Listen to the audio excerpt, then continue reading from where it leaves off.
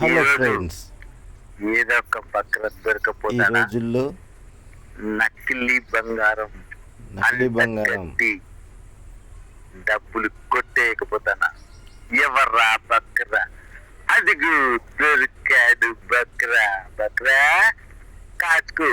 నకిలీ బంగారం ఈరోజు నీ దొరికిందని డబ్బు నాకు, నకిలీ బంగారం బంగారం నీకు. తవ్వకాల్లో నిధి దొరికిందని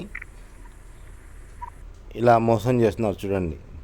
ఆ మనిషిని గుర్తుపెట్టకపోయినా, అన్న నేను తెలియదా, అరే అన్న మొన్న కలవలేదా, నన్నే మర్చిపోయినావు అన్న, సరే మర్చిపోతే కానీ నేను నీ గురించి అంత దూరం నుంచి వచ్చానన్నా, నీకు ఒక మంచి హెల్పింగ్ చేద్దామని వచ్చాను.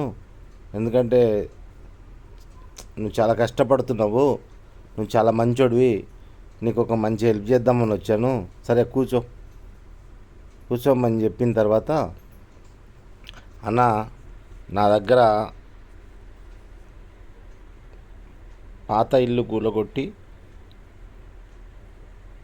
తవ్వుతుంటే కొత్త ఇల్లు కట్టడానికి అందులో గుప్త నిధులు దొరికినాయి, బంగారం దొరికింది,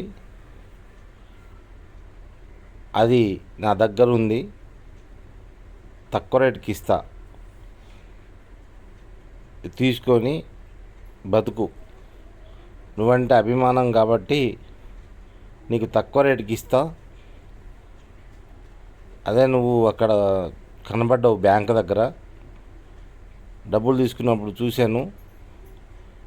ఇంకా ఎట్లాగో కొంచెం నీకు హెల్ప్ చేద్దామని వచ్చాను, తీసుకురా, డబ్బులు తీసుకురా, ఇగో నా ఉన్న బంగారం అర్ధ బంగారం నీకు ఇస్తా, తక్కువ రేటుకి ఇస్తా.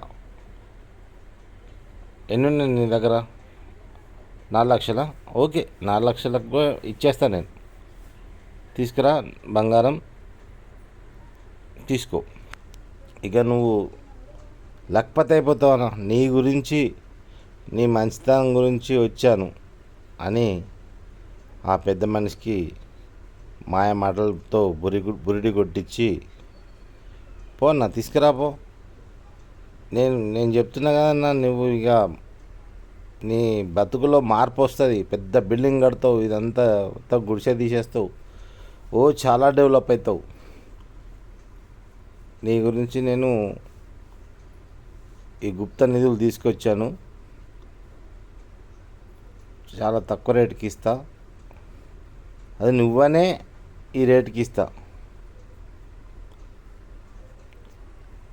ఏం మోసం లేదు, నన్ను నమ్ము. నువ్వు పరిచయం అన్నా నాకు, నన్ను చూసినావు, మాట్లాడినావు, నువ్వు మర్చిపోయినావు. ఏం లేదు, తీసుకురాపో, డబ్బులు తీసుకురాపో, తీసుకో. నువ్వు నీలాంటి వాళ్ళు బాగుపడితేనే అన్నా నాలాంటి వాడికి సంతోషం. నువ్వు చాలా మంచోడి, తీసుకురాపో. నేనున్నా, నేను చెప్తున్నా కదన్నా అని మాయ మాటలెన్నో చెప్పి, ఎంతో పరిచయస్తుడిలా, ఇంతకుముందు కలిసిన వాడిలా, అన్నా మోసాలు జరుగుతున్నాయి అన్నా, నువ్వు అట్లేమన్నా మోసం చేయడానికి వచ్చినావా అని ఆ వ్యక్తిని అడిగితే, ఏం లేదన్నా, నువ్వు చూడు, ఇంకో బంగారం చూడు అని చూపించి, అస్సలు ఏం టెన్షన్ లేదు, నీ మీద అభిమానంతో ఇస్తున్నానని ఇంకెంతోగానో చెప్పి, ఆ మాటలకి ఆ పెద్ద ఆయన నమ్మి డబ్బులు తీసుకువచ్చి ఇతనికి అప్పచెప్తాడు.